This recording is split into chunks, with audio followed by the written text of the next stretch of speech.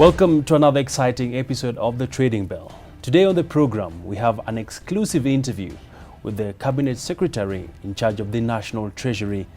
This is Ambassador Ukur Yatani, the man that is in charge of Kenya's purse. This will be his first budget as the Minister for Finance and the 8th budget under the Jubilee administration by President Uhuru Kenyatta. We want to take stock of where we are as a country and what is the road ahead for the nation. Thank you, sir, for making time for us on KTN News. Thank you very much, and welcome to the National Treasury. Asante sana. Thank you. It's a tough time to be in government, especially the docket that you lead, the Ministry of Treasury and Planning. The country is still feeling the effects of the partial lockdown that was necessitated by the government, trying to ensure that there are containment measures towards making it clear that the disease does not continue spreading. By all this, it's a question of flattening the curve. From where you sit, when you look at the numbers, how hard have the measures hit the economy so far? Yeah, thank you very much. And as you said, everything happened for a reason. And we are here, and in one of the core responsibility as a patriotic Kenyan, wherever we are, we have to do our best. We have to give the best. And we have to put the interest of the Kenyan population at the core of our day-to-day operation. Yes. I just wanted to take you through the journey for the period I've been here, generally in Treasury or generally, with our teams. Yes. We realized even before the onset of COVID that we had to tweak and do our business differently. As a country, the solution to our economy will be dependent on us making sure that we grow our own revenue, manage public expenditure, and borrow only when it's absolutely unavoidable. Because that means now and also in the future, we'll have secured the lives and the livelihood and the dignity of this country. Before the onset of COVID, we had made a projections to start on a fiscal consolidation exercise to reduce the size of our budget deficit over a period of time. Sure. We were giving ourselves up to 2024 that we'll have reduced our budget deficit to below 3% of GDP.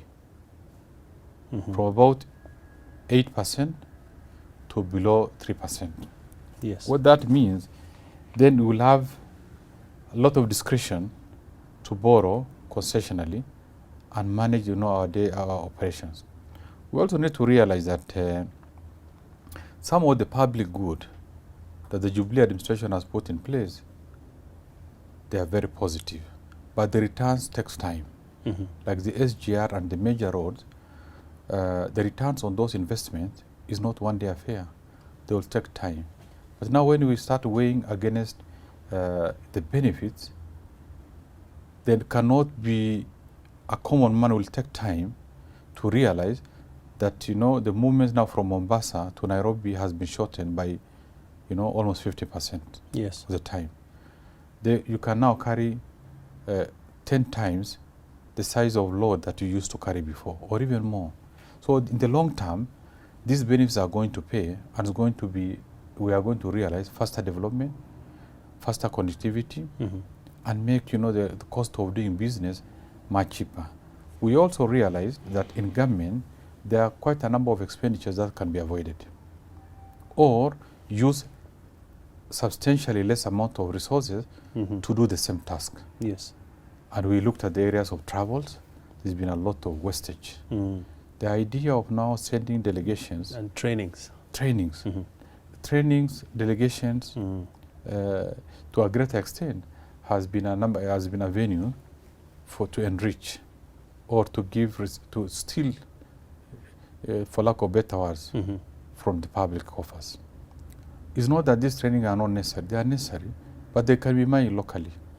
We also realized is that in the past, there's been a lot of indiscipline in the way we manage our pending bills. Yes. That's a very hot subject. Yes. government, the MDAs, the ministries spend, procure goods and services from people, but the closure of the financial year, they are not paid. And after that, then it becomes, a different scenario. Nobody wants to listen to you. Nobody wants to pay. And the person who's refusing to pay is not put to task as to why he has mismanaged public resources. So that has been our war, and to a great extent, I'm very happy that, it's a war that we have won 80%. So as we embarked on this, and the framework we presented, the estimate that we presented to the National Assembly was to reduce, to even have a less budget of less value than the previous years. As we embarked on this, then now we are confronted with the challenge of COVID. And it's never been planned. And we have not put any systems or measures in place in advance to mitigate or cushion ourselves against the shock.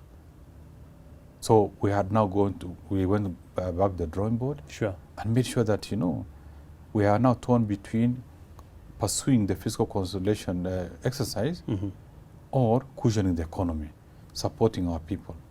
So we said now, we try to manage both. Yes. We don't overspend, stay on course in the fiscal consolidation process, but also make sure that, we spend to support the lives and support the economy.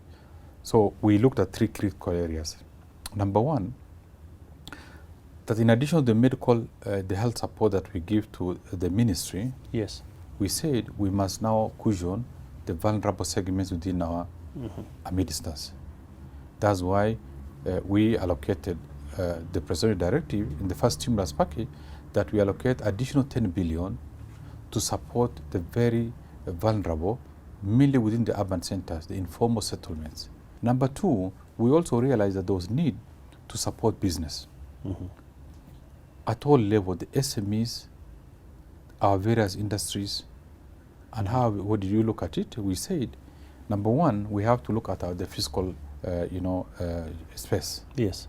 And we say, let's give them tax concessions by reducing on the VAT from 16% to 14%. Reduce on the corporate tax from 30% to 25%. Reduce on income tax for all the employees and all the earners from 30% to 25%. But then overall, anyone within the tax bracket of 0 to 24,000 per month is given, full tax exemption. CS, do you believe this was an effective strategy? Why not? Now, the idea is that now you have more disposable income to your level, that now you can spend an extra shilling to sustain that industry, to sustain the farmer, but also acquire and access more products more at that level.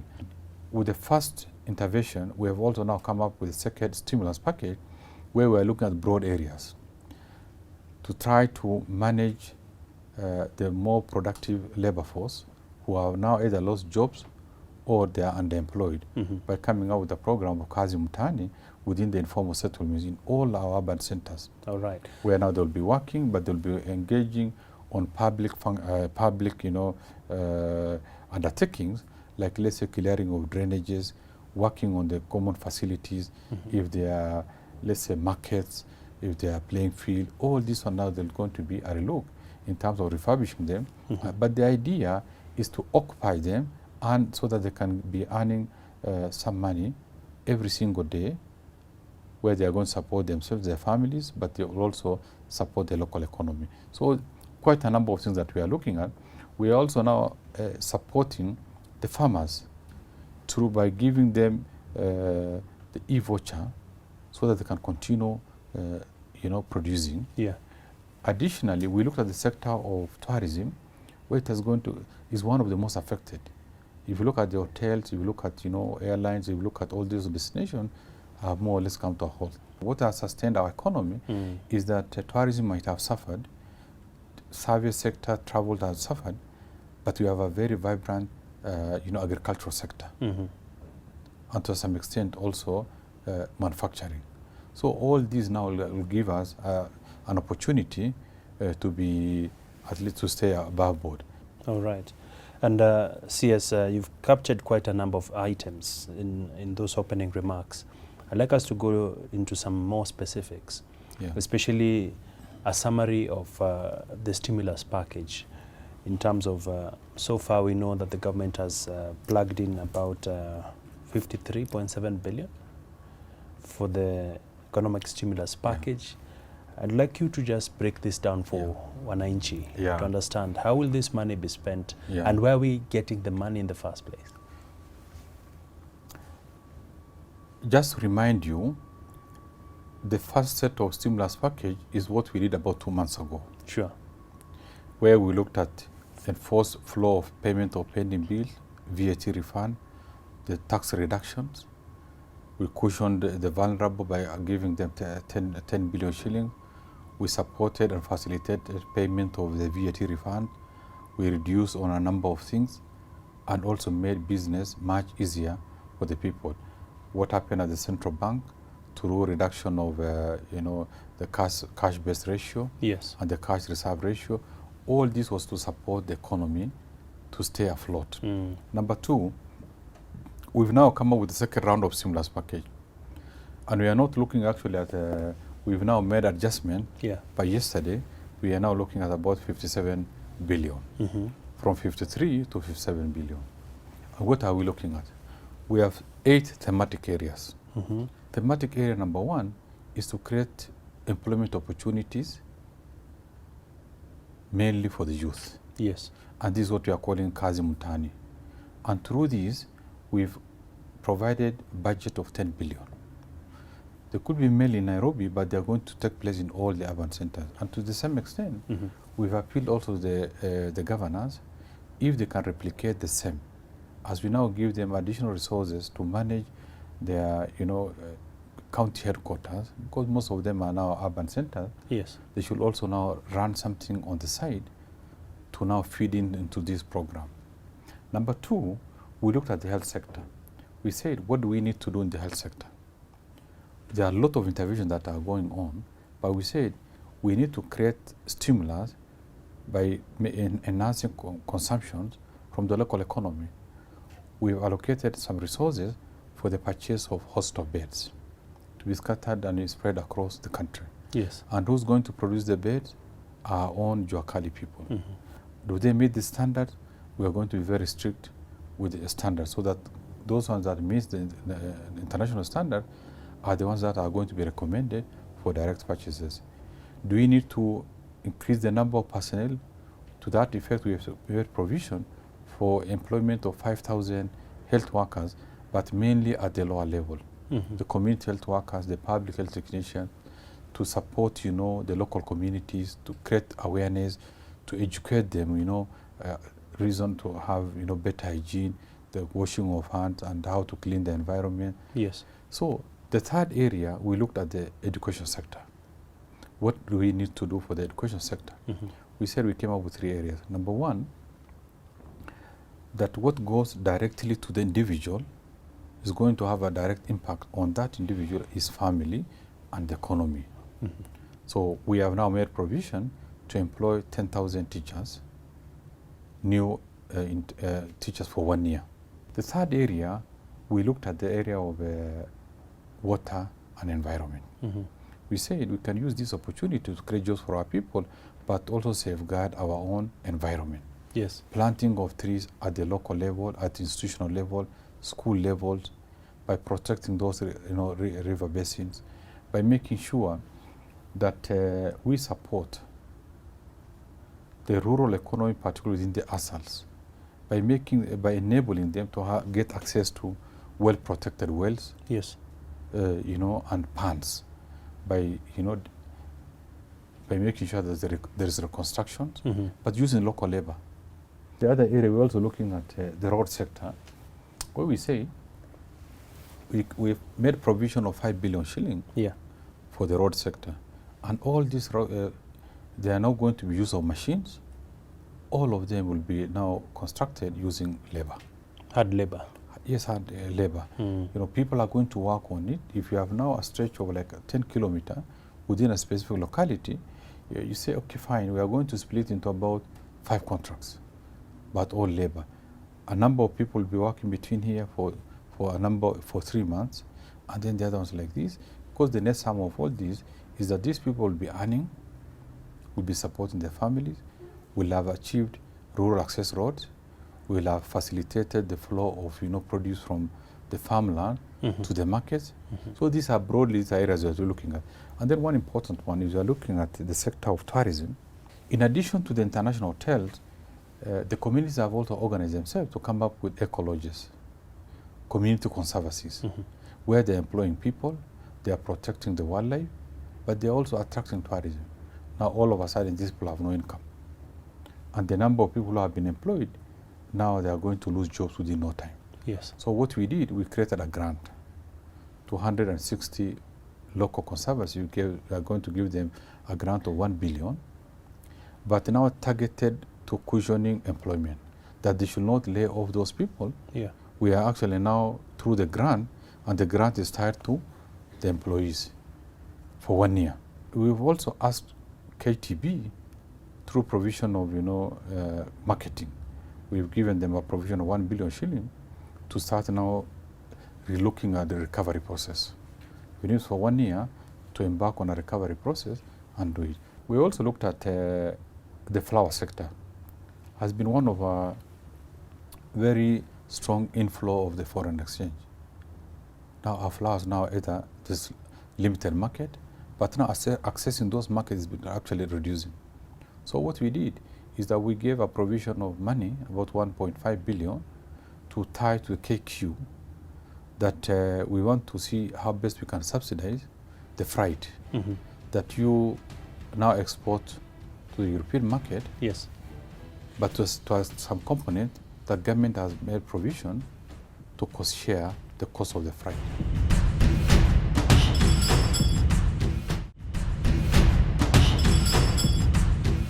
Quite a robust plan, CS, I must agree. And let me take it back to now the hot subject around the budget. We are staring at a budget of 2.91 trillion shillings and a budget deficit of about actually not a deficit, but how we plug the deficit. We are looking to borrow 222.9 billion shillings. Our deficit, of course, stands at 4.9%. When you look at the current state of affairs, CS, a lot of economic pressures, like you've rightly put it, how will this impact on our budget as a country, considering the fact that you've already implemented some tax measures that might deny the government tax income? Yeah. How do you intend to navigate through this and still finance the budget, and of course tapping also into international partners? Yeah. Thank you very much. Now, in the budget making process, 3 critical areas needs to be refocused under the current situation. Yes. We have to look at, are we generating enough revenue under the circumstances? Are we managing our expenditure based on the current reality? Then what do we do with our borrowing? Of course, the tax measures that we put in place, that we are foregone about 172 billion as a result of the VAT reduction, and also as a result of the reduction of the income tax. So as a good economist, as somebody who must have a balanced economy so that the economy continues to grow, yes, we have to look for now alternative. How do we now fill in this space? Yes. So we looked at this. They might not be popular, but they are unavoidable. We must be master of our own destiny under whatever conditions. We cannot have excuse that our economy is not doing well because we cannot continue blaming COVID. We have to come out of it and manage our own system. So what we've done, a subject that I'm sure is not going to be popular with the business community, yes, over time, we have given so much in terms of tax expenditures. We have now people coming here to Treasury, going to Parliament, going to this, asking for tax exemptions, asking for zero rating of their products. asking for, a reduced taxation. People are now becoming opportunists. Yes. So, and over time, those tax expenditures internationally, the standard average is about 2% of GDP. But Kenya has one of the highest tax expenditures in the world, at 6%. We have now a different set of tax regime. You pay 16%, I pay 8%. The net effect of all this is going to cause imbalance in the economy. There are some good reasons as to why we need to attract some form of investment. But now, you ask you to bring your capital, and we subsidize you for up to 150%. So what we did now is say, we should not over-subsidize the value of your capital by more than, the value of that capital itself. So what we did, we now get rid of, we are proposing to get rid of the 50% and reduce to, just say we subsidize, we only give you tax holiday up to the value of the capital. And we propose this to be paid in 3 years. So CS, still tied to my question on the deficit in the budget. You've touched a number of measures that you are working on towards boosting revenue collection. Kenyans are worried about the tax path we've taken, and of course the debt burden we have as a country. We are staring at a debt of about over 5.6 trillion. And at the end of it all, no country can develop without debt. At the same time, you have to borrow judiciously. Do you believe our borrowing has been properly informed by market fundamentals? Well, foremost, and you correctly said, I have no idea whether there's any country that has developed without borrowing. If I now run you through the frame, I know the framework, but the debt position of countries that we refer to as developed, will be surprised. Japan, one is our major donors, development partners in this process of supporting not only our budget, but also giving supporting on a number of our development. What is their debt position? They have borrowed 238% of the GDP. US is 107%. And Kenya, debt position is 57% of GDP. So we are not even near there. All these countries that have developed have all developed as a result of borrowing, because we are not able to raise enough resources to undertake major infrastructure development. And I've told you earlier, they need some of these heavy investments. The benefits are going to be recouped in the long run, and do it much better.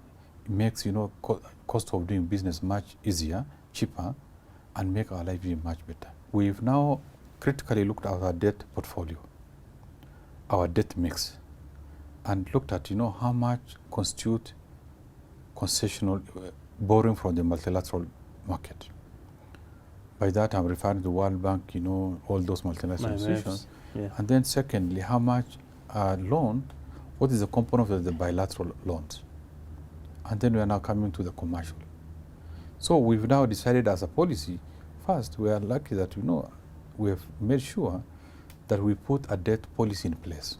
We have also strengthened the Office of the Public Debt Management and equipped them and facilitated them and give them powers that to undertake appropriate advice, where even the Cabinet Secretary cannot just overrule them. And we did it out of one volition. And we also decided to engage the International Monetary Fund, because we wanted to make sure that we are now measured against international standard. Yes. We don't run our own course, but also within the framework of the international, regulation and standard, to make sure that our fiscal balance is our fiscal framework is sound and acceptable, transparent, and above board in all we are doing. CS, we are now coming to the tail end of this interview, and still staying with the matter of debt. We recently raised our debt ceiling to 9 trillion. Yeah. And listening to what you've just said, don't you think this sort of places us as a country in a precarious position. On one hand, we are trying to do fiscal consolidation, manage our debt better. On the other hand, we are looking at raising our ceiling. This, from my basic economics, sir, simply tells us that as we grow our debt appetite, we're not only going to sink the country into more debt, but we're going to see a lot of debt repayments being channeled towards this. Yeah. We need to differentiate raising debt ceiling and actually borrowing. The reason as why we decided to increase our debt ceiling is just to give ourselves space, and those are targets. And that does not mean that, we are going to reach that target in 1 year or even 2 years or even 3 years. We borrow using the fiscal framework. We borrow only on condition that Parliament approves. And this is done through the budget. When we present budget to the National Assembly every year, we now propose to borrow some amount of money to support, to fill in our budget deficit, or we borrow for certain development undertaking. And then it's up to the Parliament to reject or to approve. So our projection is like, the next 7 years is when we think they are going to reach that level. But also don't forget that this is not a static economy. It's a growing economy. Our GDP keeps increasing. Yes. If the GDP increases, therefore your 50% can even be much more than what you are holding now. Yes. So we wanted to demystify this by making sure that we create a barrier, not a moving barrier, but a barrier to have more headroom. That does not move beyond the target you have set for yourself. Okay. Yeah. All right. And CS, finally, as we wrap up, what's your message to Kenyans in terms of, does the economy still remain resilient despite of what is currently happening? How soon are we likely to see economic activity getting back to full normalcy? And finally, what's your worst nightmare in terms of, will we come out of this unscathed? Foremost, my message to our people, Kenyans, is that this is a pandemic like no other. At least not in our lifetime, not the one we have ever encountered. So the shock is not only against our economy, but it's against the world economy. Every country, every citizen, wherever they are feeling it. What they feel in US is what we feel ourselves. The disruption of the supply chain, completely disruption of the trade patterns, the changes, the interference with all the, rational, predictions that were made about, sustaining the economy. That should actually give us comfort. But the solution lies with ourselves. The solution of coming out of this challenge lies with ourselves. Other countries can give support in terms of loan or whichever, but they are more concerned about the country than ourselves. So the measures that we put in place, the opening of the economy, will be dependent on how this health challenge is going to unfold. But I'm optimistic that we'll come out of this stronger, because Kenyans are known to be resilient. Kenyans are known to be innovative. If you look at it now, other forms of economy have taken place. The digital economy is becoming now replacing the day-to-day. Now people can work from comfort of their homes and be as effective. If you now every morning or every day, we have meetings. We conduct meetings between cabinet, between ministries, even participating in international conference normally, but through virtual. The net sum of all these is that we have now made cost of doing business even much cheaper. Instead of now sending a delegation of 100 people to overseas, We can actually be effectively participating in a meeting without necessarily spending a cent. Kenyans are now turned to making their own masks, making their own PPEs. And I think that's the spirit that we need to embrace. And CS, I just want to get your parting shot as well in relation to the budget and the uncertainty in the economy right now. What's your assurance? Because anytime the government is unable to collect enough revenue, they raid the same citizens. And the fear is real in the minds of many Kenyans that brace for tougher times. I don't know, is this the position? The core of our business are the Kenyan people. For us to deliver services, for us to sustain services, for us to continue providing quality services, we must invest in the social infrastructure. We must invest not only physical infrastructure, but also welfare of our people. But all this requires money. Where's government going to generate resources if they don't tax? Which government in the world have actually developed without taxing its people? But we are doing within the international norms. We are doing within, in the spirit and the interest of our people, by making sure that we support the economy to grow, for our people to feel better, and also have deliverance of those social goods in a manner that's going to be appreciated.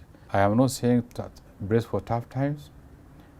I am saying that we Kenyans need to be as understanding as required. All right. Because we have a duty to cushion our economy against this shock like no other. We have a duty to maintaining near normal service delivery. We are expected to provide additional support so that we don't not generate into further challenge. Thank you, sir. Thank you very much. Well, we've been speaking there to the Cabinet Secretary for the National Treasury, Ambassador Ukur Yatani, giving us a broad-based interview in terms of how the country is performing and what the road ahead looks like. He remains optimistic that the economy will bounce back and Kenyans are a resilient people. For now, it is more of a wait and see, even as the government continues to navigate through these uncertain waters. Well, that has been this episode of The Trading Bell. We thank you for your time. Remember, you can always engage with us on our social media platforms appearing at the bottom end of the screen. And let's keep engaging. And of course, remember to keep safe, wash your hands, social distance, and above all, stay at home. Thank you for your time. Keep it here on KTN News.